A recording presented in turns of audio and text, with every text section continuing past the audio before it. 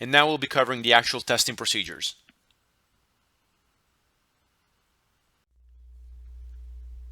While refrigerant charge is prescriptively required in climate zones 2 and 8 through 15, and may also be required if it is taken outside of those climate zones on the performance method, there are several situations in which the refrigerant charge does not apply. For example, the first one here, the system does not have air conditioning installed. If there is no AC system that uses refrigerant, there's no way to do that refrigerant charge, and so it will be removed as a required test. The next one is if the system is a new package unit and it has been factory charged, so it will be certified to be properly charged from the factory, and this will be indicated in the documents. So the installing contractor will need to provide the make and model and AHRI certification number. However, there is no verification for the HERS rater. There is no 3R form that will be generated because there is nothing for you to do. It's already been certified at the factory. However, the minimum airflow will still need to be verified for this system. So airflows will still be triggered. And then finally, as we'll talk about in the next module, which is HVAC components and devices, there is a piece of equipment called a fault indicator display, or FID. So if the contractor has decided to install an FID, they will still have to do the refrigerant charge methods that we previously described, or that we're describing in this section. However, your verification will be slightly different, as you will only be verifying that the FID is correctly installed and is operating within the described parameters. So when the refrigerant charge is in fact required, there are two methods to conduct the refrigerant charge verification of a system. We have the standard charge verification procedure, and keep in mind that the wintertime setup procedure is a modified version of the standard verification allowed on manufacturer approved AC equipment. We'll be talking about that procedure later on. The second method is the weigh-in charging procedure. As a HERS rater, you're not going to be conducting the actual weigh-in charging procedure, but nonetheless you'll be observing the installer conducting the charging procedures and confirming that they're conducting it properly.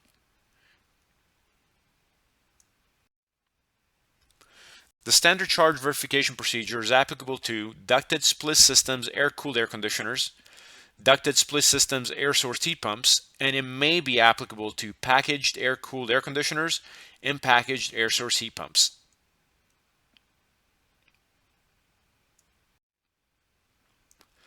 There are general requirements applicable to this test before we even conduct the refrigerant charge itself.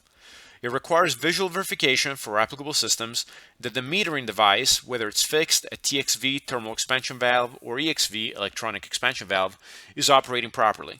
So you as the rater will actually have to visually verify that these particular items are installed in the systems if they're in fact required per the installer's documentation.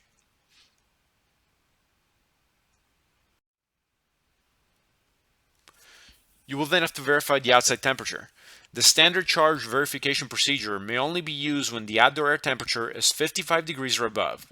The return air dry bulb temperature shall be maintained above 70 degrees during the whole test.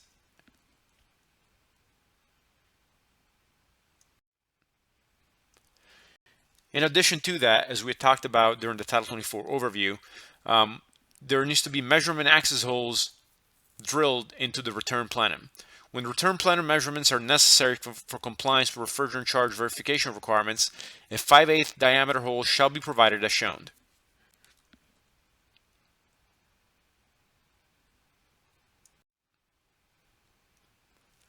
Those particular holes shall be sealed to prevent leakage after the measurements have been completed.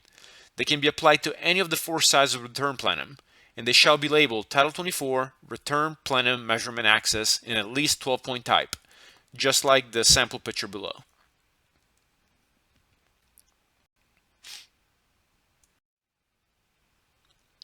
For air handling units with the return located entirely within conditioned space, the return plenum measurement access hole is not required, and in this case the return air temperature measurement shall be taken at the return grill.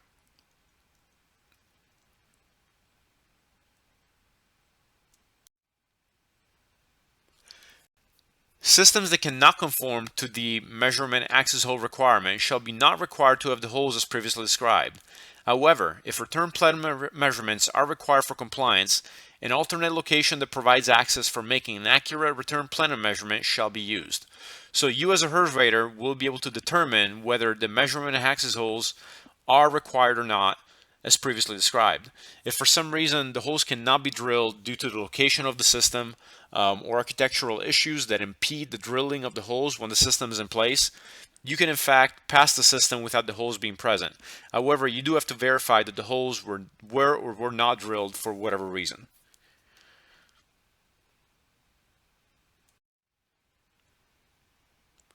One of the prerequisites for the refrigerant charge is for you to verify the airflow like we described in previous sections. The procedures to verify the airflow for the refrigerant charge work the exact same way as previously described. Airflow rate requirements are going to vary depending on the type of system, whether it's a new system or an altered system. For new systems, the target's going to be 350 CFM per ton. For altered systems, it's going to be 300 CFM per ton.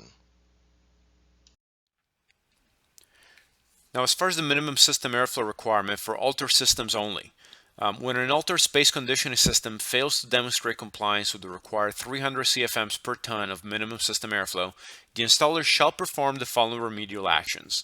And keep in mind, this is for altered systems only. So first things first, they're going to check to determine that the air filter media is clean. If the air filter media is dirty, then replace it with the clean filter media. The second step will be to open all registers and dampers and remove any obstructions that they might find.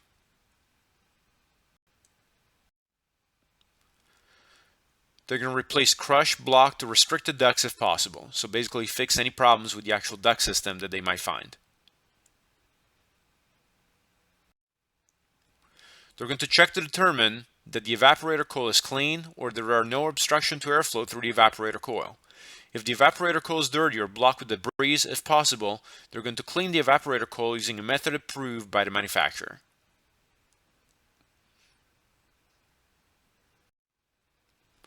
They're going to set the air handler fan to high speed for cooling and ensure that the blower wheel and motor are operating properly within manufacturer specifications.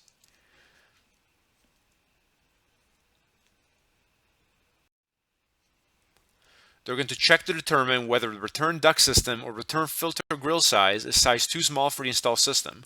If the return duct or return grill is size too small, if possible, they're going to perform applicable alterations work on the return duct system or return grill in order to improve the system airflow rate.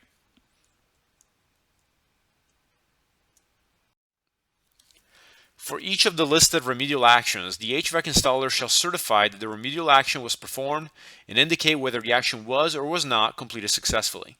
When a remedial action was not completed successfully, the installer shall indicate on the installation certificate the reason the action was not completed successfully. I would like to stress again that you as the HERS rater are not completing these remedial actions. This is for the HVAC installer to complete and for you to verify through the paperwork.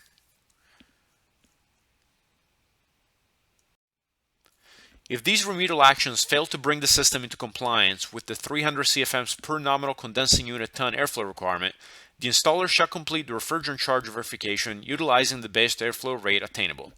And again, this exception and these remedial actions are for altered systems only. New systems do not have these options. They need to pull the minimum 350 per ton that we talked about earlier.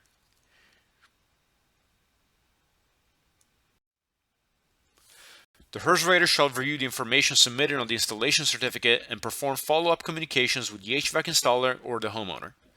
The system complies if the HERS rater determines the remedial actions have been performed and the information reported on the installation certificate is valid.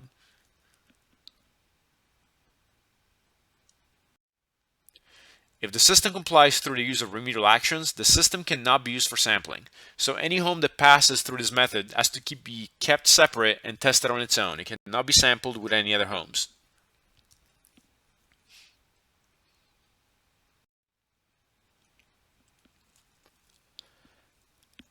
Now, when conducting the actual standard charge verification procedure, you want to operate the air conditioner in cooling mode for at least 15 minutes to allow the temperatures and pressures to stabilize before taking any actual measurements. So you want to turn the system on and just let it run for at least 15 minutes.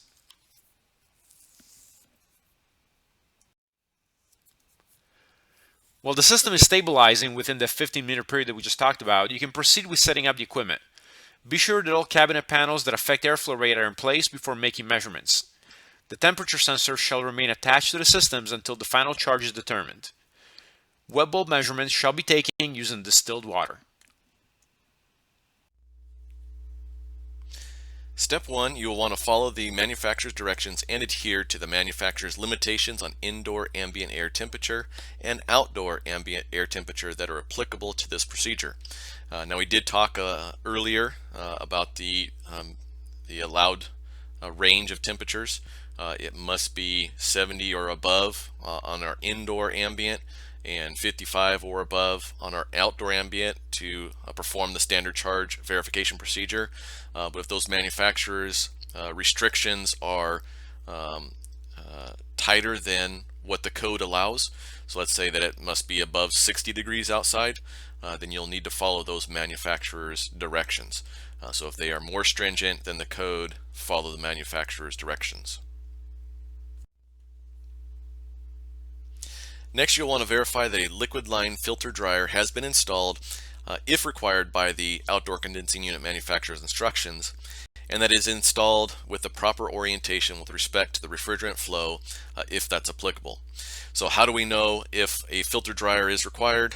You will need to get the installation instructions from either the installing contractor, or oftentimes you can go online to the equipment manufacturer's websites. They'll have instructions available for download as like a PDF. So you can go in there and look and verify, and if that manufacturer does require that a filter dryer be installed, then it should be installed. So a filter dryer is essentially what its name implies. It not only is a filter, but it also is it dries the refrigerant. So moisture is an enemy within the system. Most of that moisture should be pulled out when they draw down the system to 500 microns, but any remaining moisture will be absorbed by the desiccant that's inside this container. It also has a filter to try and catch any contaminants that might be left in the system that's flowing around. So the picture here is a typical liquid line filter dryer. You can see that it does have an arrow on it, so this one does have a proper orientation that it needs to be installed. The refrigerant needs to flow in the direction of that arrow. So for a standard split AC system, that's going to be from the condensing unit to the evaporator coil. So that's the direction of the liquid flow. It gets condensed into a liquid at the condensing unit through the compressor, and then it flows towards the evaporator coil, where it then is allowed to expand into a gas. Now if it is a heat pump system, it's going to have an arrow that points in both directions, and that's because a heat pump is going to have a reversing valve on it that will allow the refrigerant to flow in either direction depending on whether it is in a cooling mode or a heating mode. So just make sure that that arrow is pointing in the right direction if it is applicable to that system. You will then connect the refrigerant gauges to the service ports using low loss fittings, taking normal precautions to not introduce air into the systems. Please keep in mind that in order to tap into the refrigerant lines, you have to be EPA certified. If you're not EPA certified, do not attempt to do this. Please get help from somebody who is EPA certified or somebody who is certified and trained to do so. Do not tap into the lines without having your EPA certification.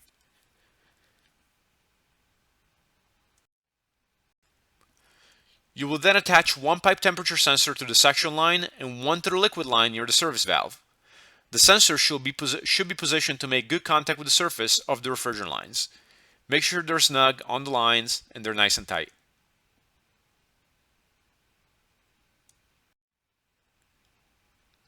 You will then want to measure and record the dry bulb temperature of the air entering the condenser, labeled as T condenser dB as in dry bulb. The sensor shall be placed so it records the average condenser air entering temperature and is shaded directly from the sun.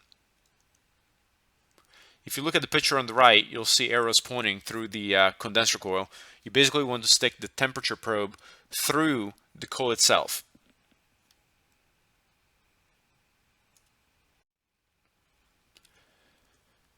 Back at the unit, using the Title 24 Return Plenum Measure axis as previously described, measure and record the return air dry bulb temperature, also labeled as T-return dry bulb.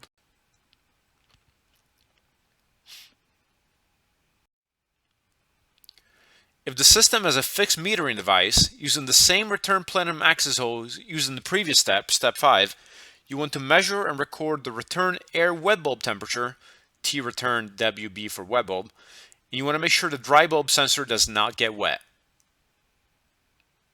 Please keep in mind that this step is only if you have a fixed metering device. So if you have a TXV or an EXV, this step does not apply. Then you want to look at your refrigerant gauge, and using the refrigerant gauge, you want to measure and record the section line, which is the low side pressure. Now, if your digital gauges don't display the corresponding temperature for that pressure, you will need to use a conversion chart, a temperature pressure chart, as seen in the picture to the left here, to convert the pressure you measured in step 8 to its equivalent temperature. So now for residential, generally if it's new construction, you're going to be doing 410A, which is the first column there, HFC 410A.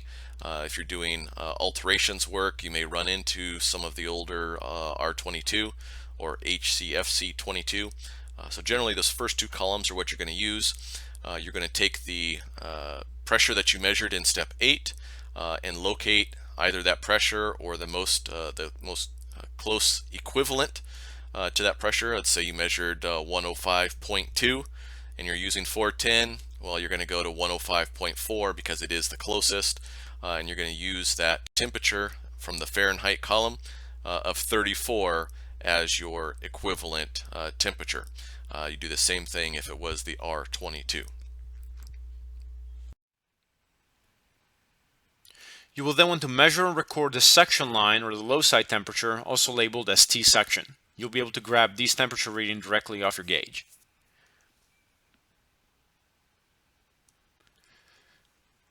Now, just like you did on the section side, using the refrigerant gauge, you want to measure and record the liquid line or the high side pressure of the system. Next, you'll want to document the equivalent temperature for the pressure we just measured in step 11. Again, this can be done either through your digital gauge if it has that function, or by using the temperature pressure chart as we previously described. You will then measure and record the liquid line temperature, which in this case is going to be labeled as T liquid.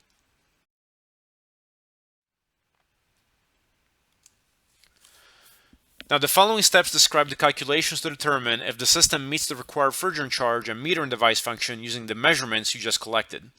If a system fails, then remedial action must be taken by the HVAC system installer.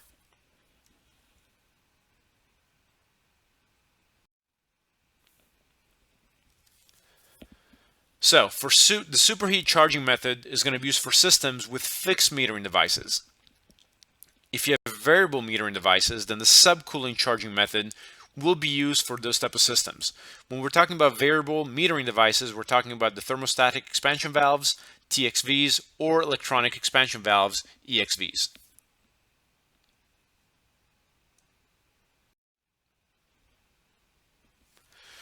So if you're going to be using the superheat charging method for fixed metering devices, you're going to calculate the actual superheat as the section line temperature minus the evaporator saturation temperature. So the formula for that is going to be actual superheat equal T section minus T evaporator sat. Now please keep in mind that you're going to be practicing all these formulas hands-on during your actual field training. The field guide also contains a quick reference guide and a quick reference form on how to collect all the data points and what to do with them as well. So you're not required to memorize these. You'll actually have hands-on experience, hands-on practice, and hands-on demonstration with all of these calculations once you actually get to your field training. This is just to give you an idea on how the process works. You will then want to determine and record the target superheat using table RA 3.2-2 or the manufacturer's superheat chart using the return air wet bulb temperature, which is the T return WB, and condenser air dry bulb temperature, which is the T condenser DB.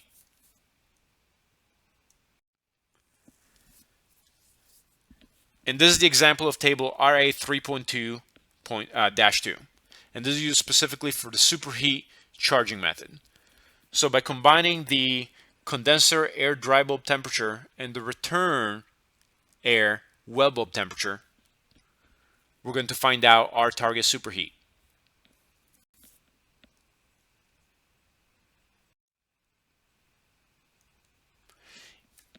Keep in mind that if a dash mark is read from table RA 3.2-2, the target superheat is less than 5 Fahrenheit. Note that a valid refrigerant charge verification test cannot be performed under these conditions. The usual reason for a target superheat determination of less than 5 degrees Fahrenheit is that the outdoor conditions are too hot and the indoor conditions are too cool. You can do one of the following so a target superheat value can be obtained from table RA 3.2-2. You want to turn on the space heating systems and or open the windows to warm up indoor temperature, or just retest to another time when the conditions are different.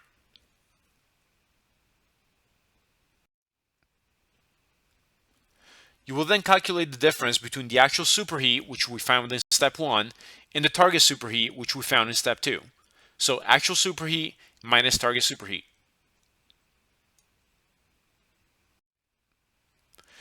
And you will then determine if the system complies. If the difference in superheat is within plus or minus 8 Fahrenheit of the specified target, the system complies and it's a pass.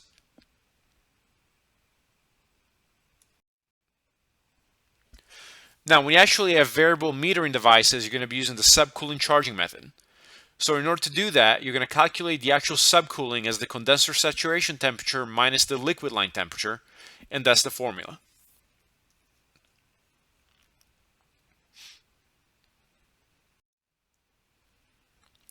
You're going to determine the target subcooling specified by the manufacturer. So in this particular case, you can look directly at the label on the equipment and identify the target subcooling that is specified by the manufacturer. If you don't find it on the label, you might be able to find it in the actual manufacturer specs and manufacturer documentation. So in this particular case in the picture, the target subcooling is going to be 7 degrees Fahrenheit.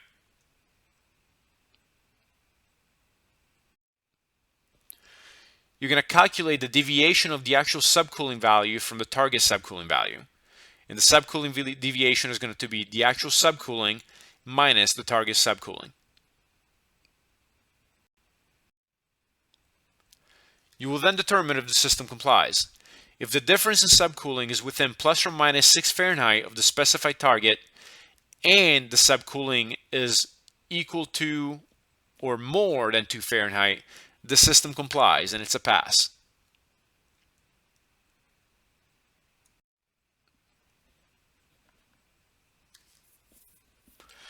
You will then want to calculate the actual superheat as the section line temperature minus the evaporator saturation temperature.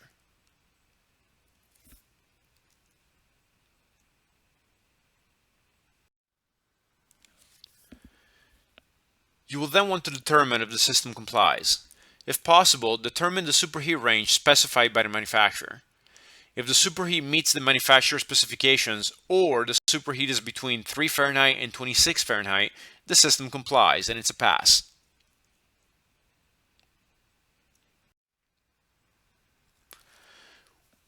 Now, when it comes to the weigh-in charging procedure, that particular procedure is applicable to air-cooled air conditioners, air source heat pumps, and mini splits. Airflow verification is not required for mini splits, obviously because it's non-ducted.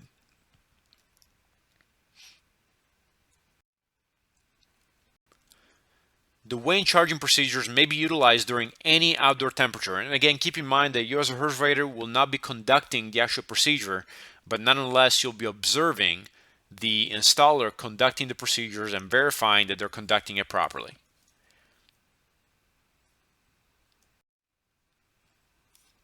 It still requires verification of the air system airflow rate as described in previous lessons. So that requirement does not go away. You will still need to test for airflow and minimum airflow requirements.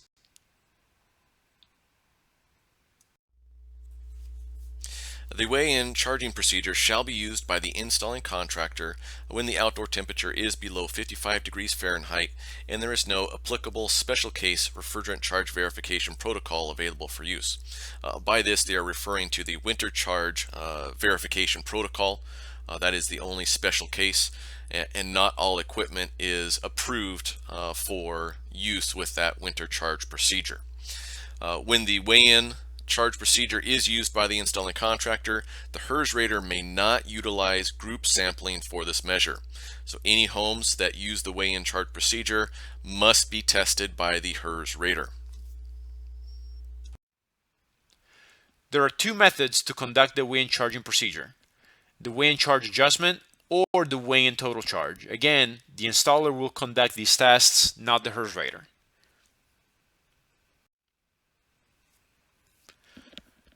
The weigh-in charge adjustment.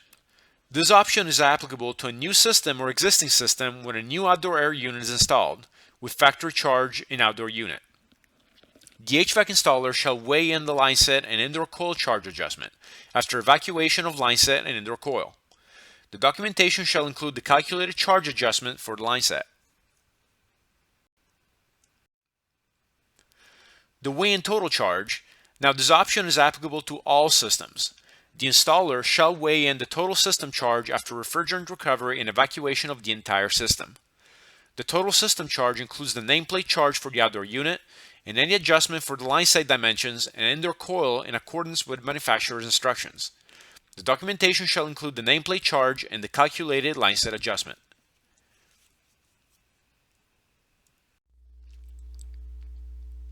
The weigh-in procedure shall be performed in accordance with all manufacturer specifications to confirm that 1. The liquid line filter dryer has been installed, if required, per the outdoor condensing unit manufacturer's instructions, and it's installed with the proper orientation with respect to the refrigerant flow, if applicable. So this is the same requirement as we previously discussed in the standard charge procedure. So next we'll want to make sure that the system is brazed with dry nitrogen in the lines and the indoor coil, and then the system will be evacuated to 500 microns or less, and when isolated will rise no more than 300 microns over 5 minutes. So this is to limit the amount of moisture that's in the system, both with the dry nitrogen, and then as you draw that nitrogen out and you create a vacuum on the system, the moisture will come out as well with that, so that that filter dryer doesn't have to work as hard to get any remaining moisture out of that system. The line set correction is calculated based on the length and diameter of the line set. The indoor coil correction to refrigerant weight is used if it is supplied by the manufacturer. And last, the amount of charge calculated for the line set correction, which includes the indoor coil correction if available, is added or removed, or the total charge based on the line set, indoor coil, and standard label charge is installed. The HVAC installer shall certify on the certificate of installation that the manufacturer specifications for these procedures have been met.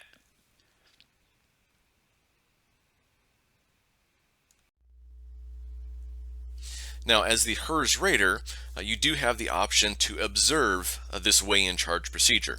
Again, you're not going to perform the weigh-in charge procedure, but you will observe the installing contractor weigh in the charge.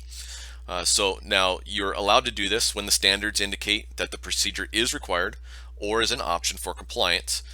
So you will need to coordinate with the installer to be on site and observe the weigh-in charging procedure. You can do this if the temperature at the time of charging is less than 55 degrees Fahrenheit. The other option in those lower temperatures is possibly the winter charge verification procedure. Again, this is only applicable to equipment that is approved for that winter charge. If it's not approved for that, below 55, your only option is to observe the weigh-in. The second option is if the temperature at the time of your charging is above, equal to, or greater than 55 degrees, then you must use the standard charge verification procedure.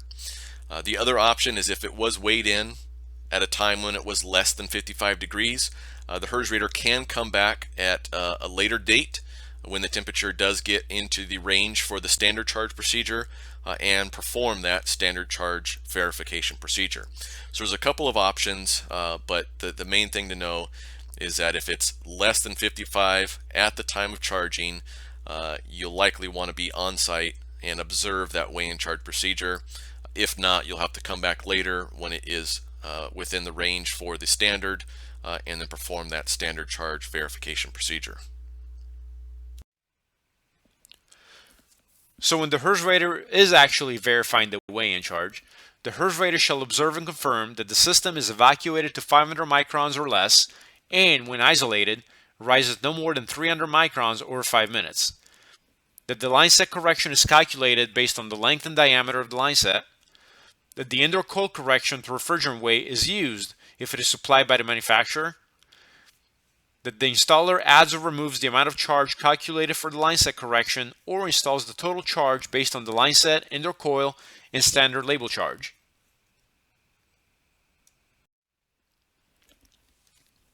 So we mentioned earlier the winter setup verification procedure, which is a modified version of the standard verification procedure.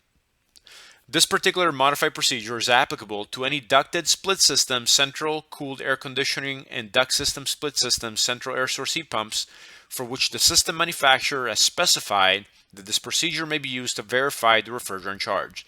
So the manufacturer has to specify that this modified procedure is allowed with their equipment.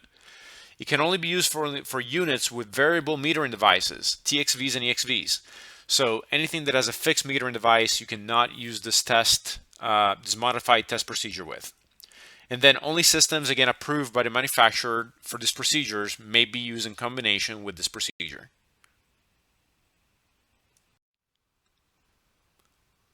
So why use the winter setup verification procedure?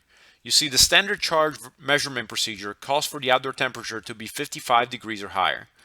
The winter charge setup creates the right conditions at the unit being tested for outdoor temperatures above 37 degrees and below 71 degrees that allow the system to operate in the same range of pressure differences between the low side pressure and the high side pressure as occurs during warm outdoor temperatures. The winter charge setup achieves an appropriate high side, low side pressure differential to conduct the standard charge verification procedure by restricting the airflow at the condenser fan outlet through the use of a condenser outlet air restrictor, which is that hood over the condenser that we showed you in pictures earlier.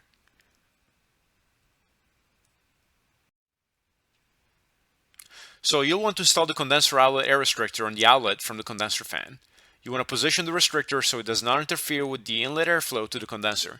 So as you can see here, the restrictor is positioned over the top of the condenser. It's blocking the top, or restricting the top, I should say, but nonetheless is not blocking the side of the condenser and the condenser coil from intaking air.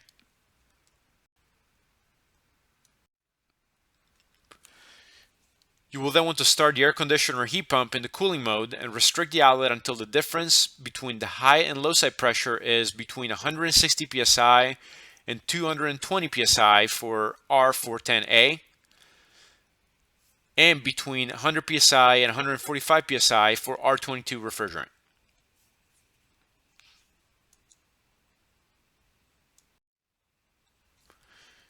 You will want to allow the unit to stabilize for 15 minutes again, watching the pressures to make sure the differential achieves and remains within the threshold described in step 2.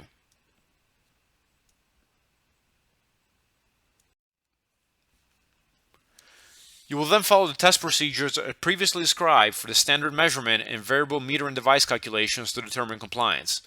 Compliance with the winter setup verification procedure still requires the system meeting the minimum system airflow rate criteria measured again as previously explained. So all the previous requirements that we talked about do not go away or do not change for the winter setup verification procedure. Keep in mind that that particular modified procedure can only be used with systems that have a variable meter and device installed, meaning a TXV or an EXV.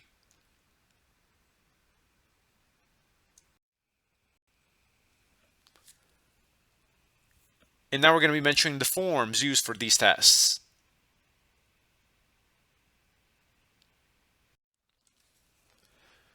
The CF3 RMEC 25 alpha is used for the standard refrigerant charge verification superheat method.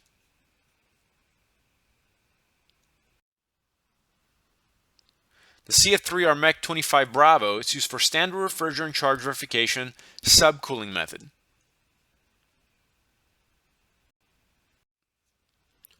The CF3 RMEC 25 Charlie is used for the weigh-in charging procedures HERS rater observation. So you're going to be using this form when observing the HVAC installer conducting the weigh-in charge.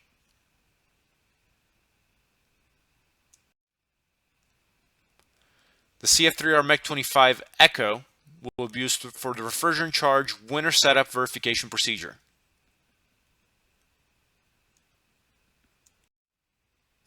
If you have any questions, feel free to give us a call, shoot us an email, or contact us through the LMS messaging system.